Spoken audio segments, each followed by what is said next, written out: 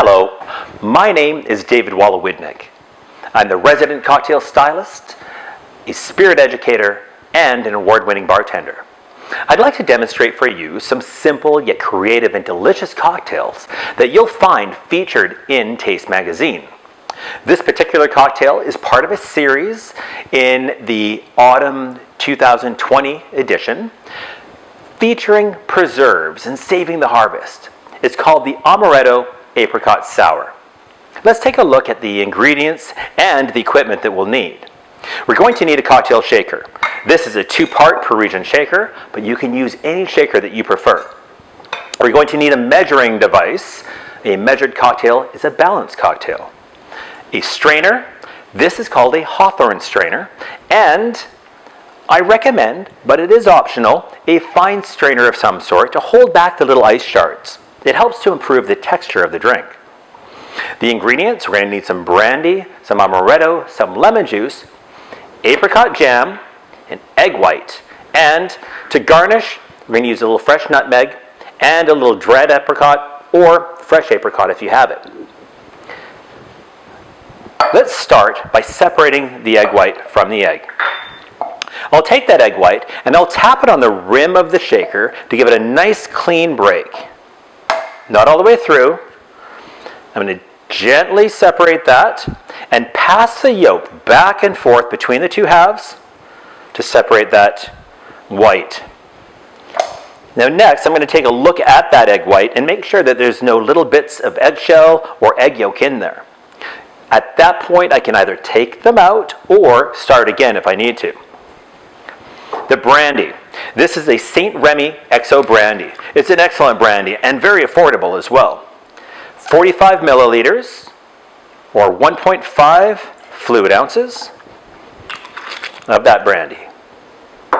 Amaretto di Saronno. Excellent amaretto. We're going to take that and put 30 mils, which is 1 fluid ounce of that liqueur,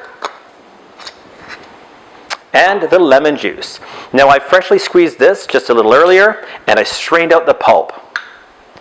This helps just to have a nice clean texture to the cocktail. 22 mils or 3/4 of an ounce. And we can't forget that apricot jam. I made this one.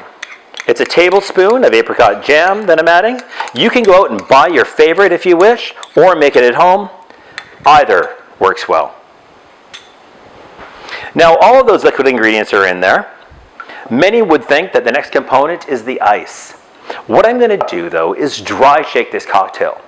You can either do this at the beginning or at the end to help emulsify the ingredients together and give it a nice frothy texture. This dry shake at the beginning is called simply that, and it's called a dry shake because the ice is not adding any water. If we reverse dry shake, then we're going to shake it first with ice, then strain it off the ice and shake it again to froth it up. So this dry shake starts now.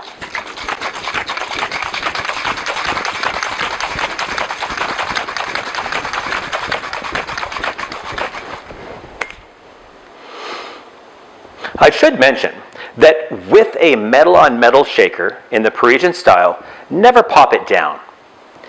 Leave it loose and hold it together by way of your hands. This will make it much easier to get apart, as you can see. I'm going to take a little spoon and I'm going to taste it now to make sure it's got the balance that I desire. It's good. A little boozy right now because we haven't added the water component that I think is so necessary through the dilution and chilling that the shaking provides. Now, this will be roughly 3/4 of that cocktail shaker filled with ice.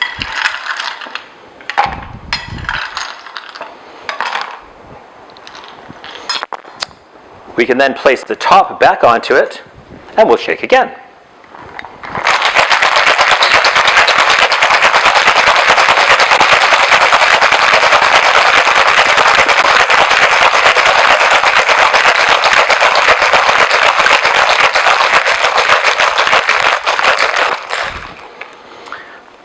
I know it's cold because I can see that there's ice forming on the outside of that shaker.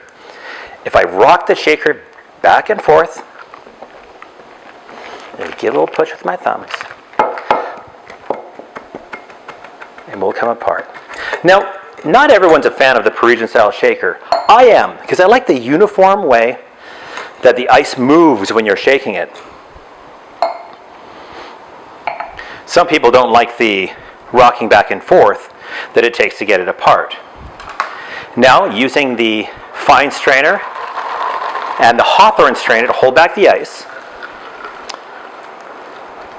as you see, it pours beautifully through there. I can tap it a little to get that cocktail right through.